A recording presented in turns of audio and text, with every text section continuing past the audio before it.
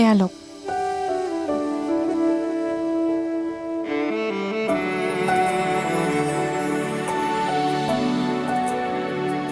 আইতাই কৈছে আপুনি পায়স খাই ভাল পায় বোলে মই সেইকাৰণে আপোনাৰ কাৰণে বনালোঁ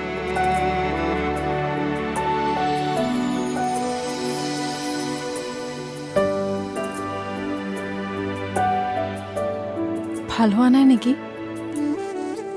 ভাল হৈছে আইতাই কোৱাৰ বাবে বনালোঁ মোৰ বাবে অঁ আপুনি ভাল পোৱা কামবোৰ কৰিবলৈ যত্ন কৰি আছোঁ কিয় এসময়ত মোক দুখ দিয়াৰ বাবে